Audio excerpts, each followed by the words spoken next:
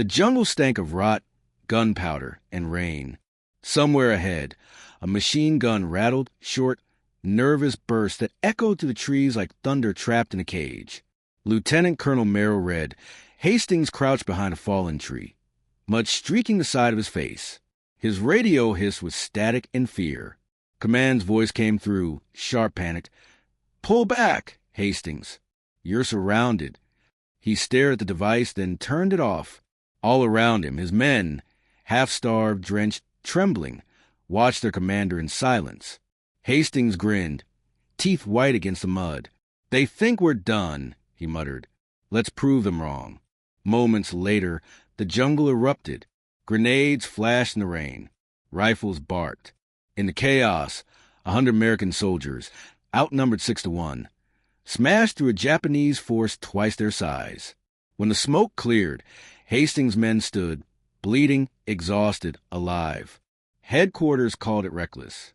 His soldiers called it miraculous. Hastings never cared for orders, never waited for permission.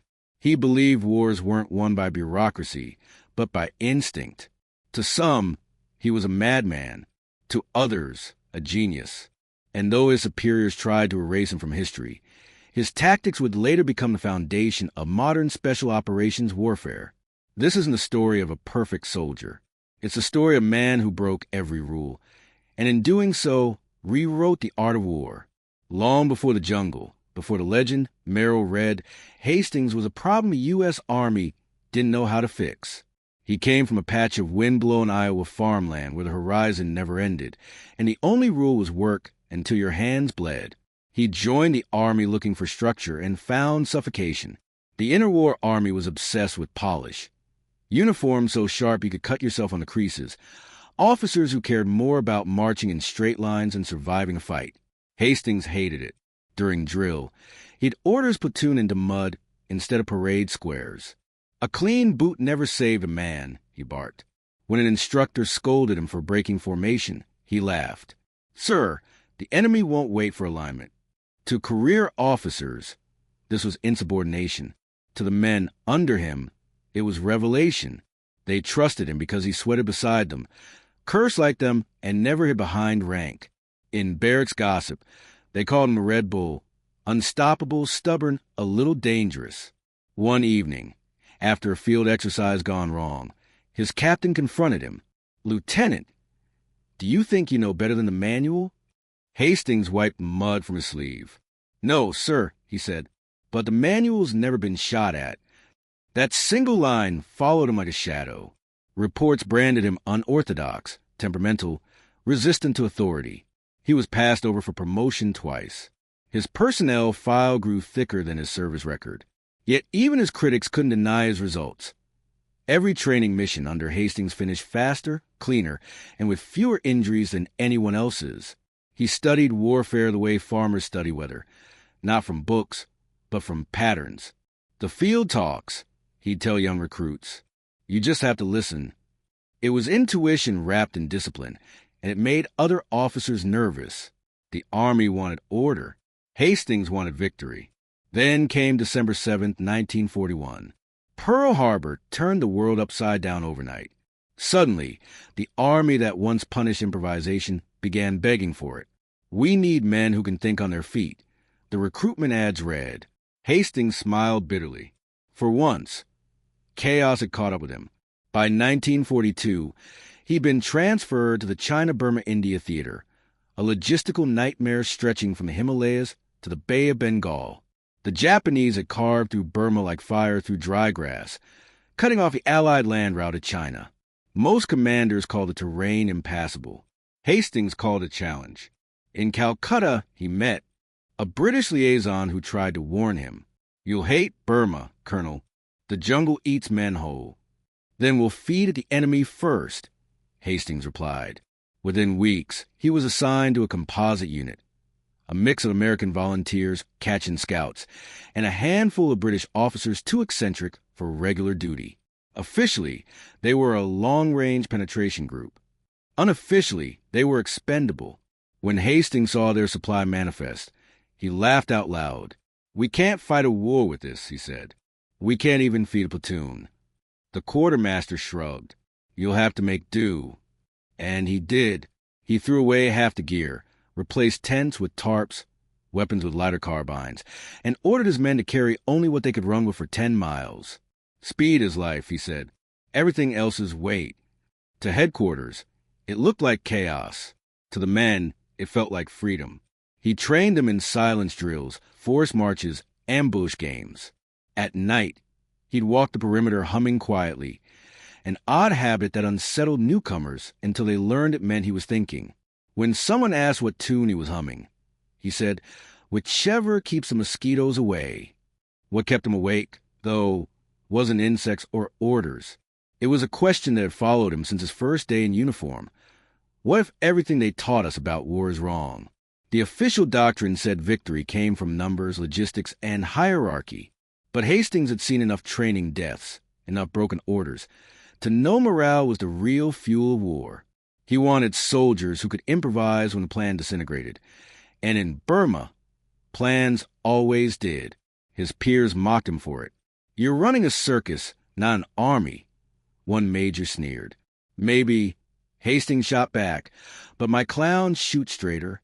That remark nearly cost him his commission. It also made him famous among junior officers who secretly agreed. By the time his ragtag company boarded the transport plane bound for northern Burma, even Hastings couldn't tell if he was leading a unit or starting a revolution. As the engines roared and the jungle swallowed the horizon, he gripped his helmet and muttered, "Let's see if the jungle likes rebels." Below them stretched endless green, thick, merciless, alive. It would test every belief he'd ever broken, every rule he'd ever ignored. And somewhere in that ocean of trees, destiny was waiting. Would the Army's most troublesome officer survive the one battlefield designed to punish arrogance? We were about to find out. The plane's engines coughed as it skimmed the cloud tops above Burma. Below, the jungle looked like a solid wall of green. No roads, no landmarks, just an endless heartbeat of trees. Hastings leaned toward the open hatch, wind tearing at his uniform. "That's our battlefield," he shouted. A private stared down and whispered, "Sir, it's alive." The drop zone was a clearing hacked by monsoon storms. When their boots hit the mud, it swallowed them to the ankles. The air smelled of decay and wet iron. Within minutes, everything, rifles, maps, morale, was soaked. Leeches slid up their legs. Mosquitoes screamed in their ears. "Welcome to paradise," Hastings muttered. Headquarters had given him a simple order: march 100 miles inland to cut the Japanese supply artery. But maps in Burma were fantasies. The rivers moved, the hills lied, and compasses spun uselessly in the magnetic soil. Hastings crumbled the orders, lit them with a match, and watched the flame fight the rain. "We fight where we live," he told his men. "And right now we live here." For the next weeks, the jungle became their teacher. Hastings learned from catching guides how to move like a shadow, how to read broken leaves, smell campfire smoke miles away. He stripped the unit's routine to instinct. March at dawn, vanish by noon, strike at night. Silence was survival. One cough at the wrong moment could bring a company's death. When they ambushed their first Japanese column, the fight lasted 6 minutes. 6 minutes of chaos. Flashes of muzzle fire, the thud of grenades, the smell of cordite mixing with rain. When the echoes faded, 30 enemy soldiers lay scattered along the trail. Hastings' men hadn't lost a single man. They disappeared before the Japanese even realized who hit them. Word spread like wildfire through Allied channels. A rogue American unit was haunting the jungle, striking with surgical precision. In Japanese dispatches, a new nickname appeared, the Red Ghost. But glory came with exhaustion. The monsoon returned, turning trails into rivers. Food rotted overnight. One morning, a corporal stumbled into camp carrying a sack of snakes. "Breakfast," he said.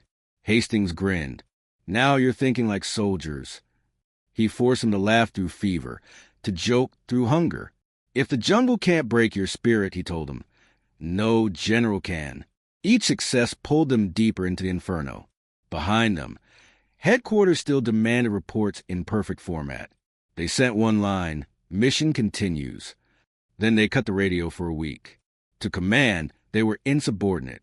To the men slogging through vines and nightmares, they were free. The deeper they went, the stranger the world became. Nights glowed with fireflies so dense they looked like falling stars. Rain drummed on helmets until it felt like music, yet beauty and horror mixed without warning.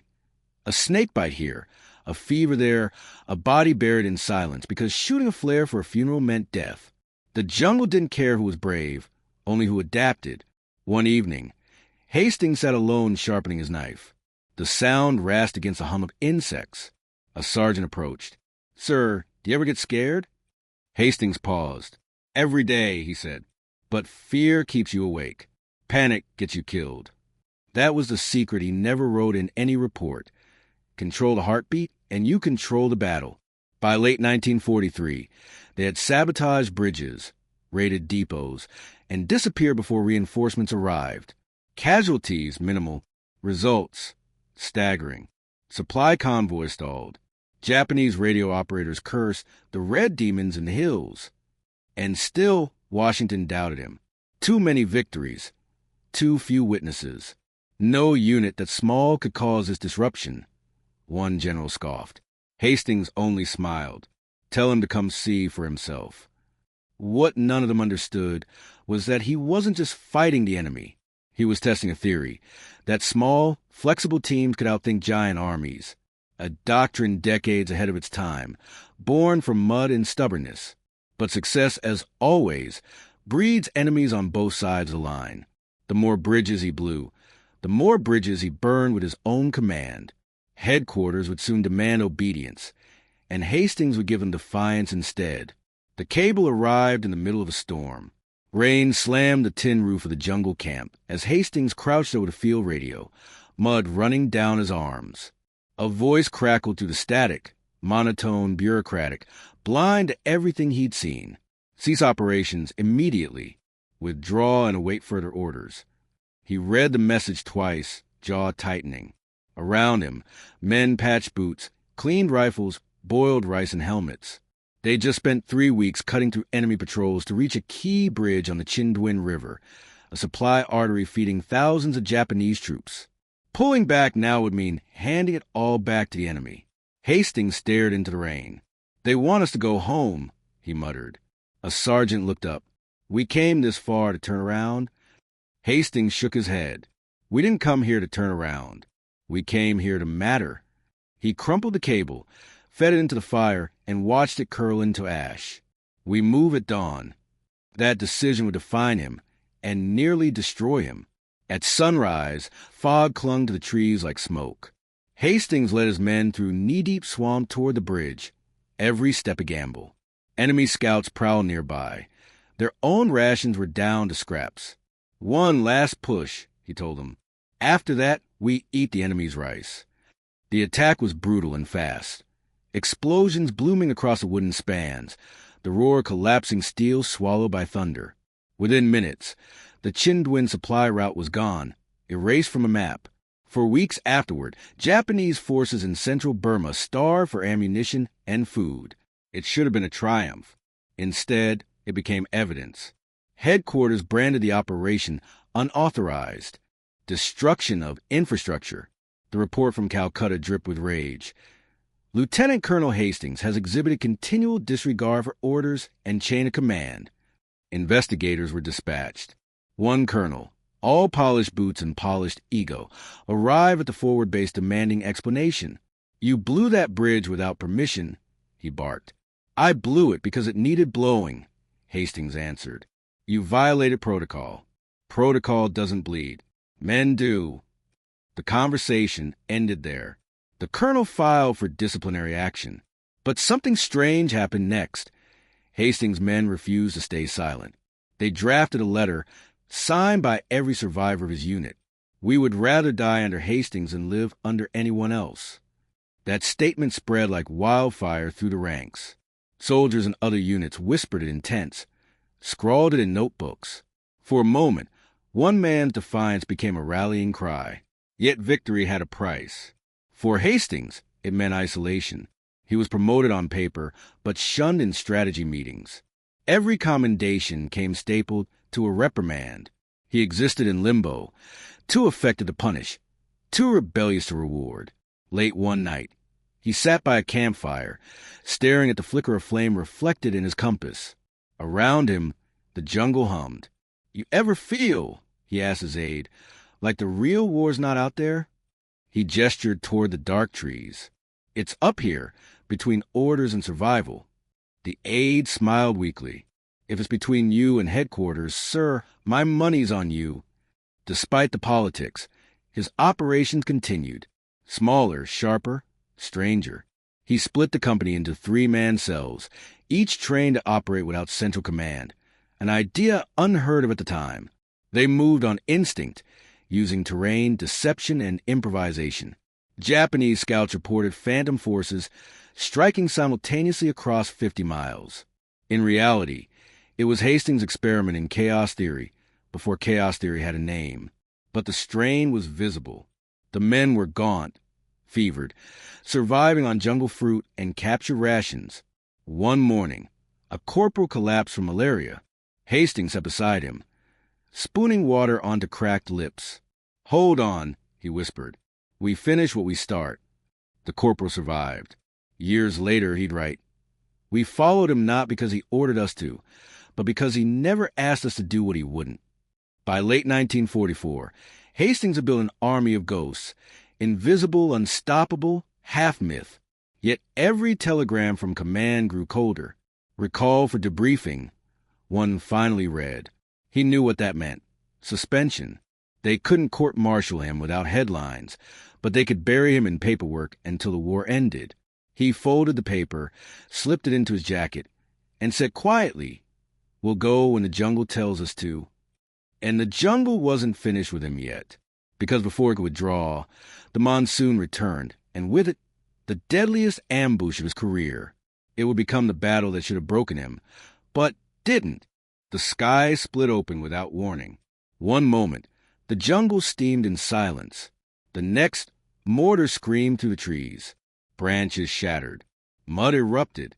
Men scattered for cover. It was late 1944. Hastings and his unit were deep behind enemy lines when the Japanese counterattack hit. Fast, precise, merciless. Radios jammed. Maps useless. Supply lines gone. Within hours, the entire region had become a death trap. Pinned down under sheets of rain, Hastings presses back against a stump slick with blood and bark. "They've boxed us in," his sergeant yelled over the thunder. Hastings spat mud from his mouth. "Then we cut our way out." But the situation was worse than anyone realized. Ammunition down to half a clip per man. Food gone. Men fevered, some delirious. Headquarters, unable to reach them, declared the unit presumed lost. To the outside world, the Red Ghost had vanished. Inside the Green Inferno, he was still fighting. Hastings ordered bamboo stakes carved into decoys. From a distance, in the rain, they looked like riflemen. He directed fake radio transmissions, bouncing signals off metal canteens to create phantom chatter. Each night, he led small teams to harass the enemy flanks. A single grenade, a burst of fire, then silence. The Japanese commanders became convinced a full battalion was surrounding them. They hesitated. That hesitation bought life. Days blurred together. Hunger, fever, mud. The monsoon soaked bandages until wounds festered. One soldier, delirious, whispered that he'd seen his mother walking through the trees. Hastings knelt beside him, held his hand until dawn. "She's waiting," he said softly. "But not today." Every morning, he made the men stand. "Count off," he'd shout. Voices rasped through the rain. 1, 2, 3. It wasn't about numbers. It was proof they still existed. After 10 days, what remained of the unit was running on fumes. Yet they refused to die quietly. They raided a supply convoy with empty rifles, bluffing their way through the first minutes until captured weapons filled their hands. They melted back into the jungle with food, ammunition, and a sliver of hope. When the relief column finally broke through weeks later, they expected corpses. Instead, they found 237 men standing barefoot in the mud, gaunt but grinning. The Red Ghost himself leaned on a bamboo stick. Uniform shredded to rags, eyes blazing. "Tell command," he rasped. "We're not finished." A photographer snapped a picture. The image, hollow-eyed soldiers, rain streaming down their faces, would circulate quietly among Allied ranks, proof that the impossible could be done. In Calcutta, the news caused chaos. Generals who had written his obituary now faced reports of a miracle. Some called it luck. Others called it disobedience. Hastings refused every medal. "My men earned them," he said. "I just kept the map straight." But those who'd survived knew the truth. When everything collapsed, the orders, the doctrine, the illusions of control, one man's defiance had kept them alive. Not because he promised victory, but because he refused to surrender dignity. After the battle, a young lieutenant asked him, "Sir, how did you keep faith when we were finished?" Hastings looked at the jungle, still steaming from rain. "Faith," he said. "I don't fight on faith. I fight on proof. And proof is simple. We're still breathing." That single sentence spread through the camps like scripture. Soldiers copied it into diaries, carved it into rifle stocks. We're still breathing. In the months that followed, Hastings' body began to fail. Malaria, exhaustion. Shrapnel still lodged in his shoulder. Command tried once more to bring him home. "You've done your duty," they said. He smiled faintly. "That's the problem," he replied. "I'm not done." He stayed until the Japanese retreat was complete, guiding new officers through the very jungles that had nearly killed him. He left behind no monuments, no parades. Only a pattern, a way of thinking that would outlive him. Back at base, a reporter asked, "Colonel, what kept you going out there?" Hastings thought for a long time. "Orders tell you what to do," he said. "But when orders stop making sense, you either freeze or you lead." He led, and the Army would never be the same again. When the guns finally fell silent in 1945, the world celebrated its heroes, generals in crisp uniforms, politicians shaking hands over maps. But Merrill read, Hastings wasn't there. He didn't stand on any balcony, didn't wave from any parade truck. He was sitting alone on a transport ship, a blanket over his shoulders, staring at the horizon that had nearly killed him. The jungle had taken his hearing in one ear, half the strength of his lungs, and every ounce of patience he'd once had for authority. Yet even broken, he radiated the same quiet fire that had terrified his superiors and saved his men. When he stepped off the gangway in San Francisco, an officer handed him a citation for bravery and signed. "Just paperwork." The man said. Hastings folded it, smiled faintly. "Story of my life." He retired a few months later, quietly, with no ceremony. The Army never mentioned him again. But in the field manuals written years afterward, pieces of his philosophy began to appear, almost word for word. Decentralized command, small unit autonomy, flexibility under pressure. Teach soldiers to think like leaders. In 1951, during the Korean War, a young lieutenant studying new doctrine noticed the phrasing and asked his instructor, "Who came up with this stuff?" The instructor shrugged. "Some guy in Burma who didn't follow orders." That some guy had changed warfare forever. Hastings' reports, long buried in archives, later became case studies for special operations schools. The modern commando ethos, mobility, adaptability, trust, was built on the same mud-stained logic that once got him court-martialed. His ghost lived in every mission where a small team moved faster than bureaucracy could think. For decades, his name vanished from public memory, surviving only in letters between the men who had followed him. One of them, Sergeant Cole, wrote, "He wasn't a saint. He yelled, he cursed, he broke rules. But when everything went wrong, he was the one man who never looked away." Another recalled how Hastings taught them to light fires without matches, to walk without sound, to keep humor as a weapon. He said laughter confuses fear, the veteran wrote. He was right. Their reunions were small, held in cheap hotel rooms, a few photos on a table, a bottle passed around. Every toast ended the same way, to Red, the man who made us believe. Historians would later call Hastings the invisible father of unconventional warfare. He never wore that title. He would have hated it. He once said, "Titles are what people hide behind when they've stopped doing the work." but his shadow stretched far beyond him. Vietnam advisors cited his field notes. U.S. Rangers quoted his maxims. One even became standard training doctrine. Orders end at the map's edge. Leadership begins where the radio cuts out. For every new generation of soldiers asked to think for themselves, his voice still echoes, rough, impatient, alive. Don't wait for permission to do the right thing. In his final years, Hastings moved back to Iowa. The farm was gone, but the horizon hadn't changed. He planted a garden where the cornfields once stood. Neighbors saw him walking at dawn, limping, humming softly, the same tune his men remember from the jungle. A journalist tracked him down in 1963, hoping for a quote. "Colonel, after all that, do you ever miss the war?" Hastings looked out over the flat land. "No," he said, "but I miss the men who believed we could do the impossible." He died quietly that winter. No medals, no parade, just a folded flag and a name almost lost to paperwork. But history has a strange memory. Sometimes the rule breakers fade first, and then, decades later, their ideas return wearing new uniforms. Every modern soldier trained to adapt under chaos. Every commander who trusts instinct over procedure walks in the ghost of Merrill-Red Hastings. Because real leadership isn't obedience. It's courage under uncertainty. And sometimes the most loyal thing a soldier can do is to disobey. Some men fight wars. Others change how wars are fought. If Hastings' story moved you, stay with us for the next journey. The sniper who outweighted an army.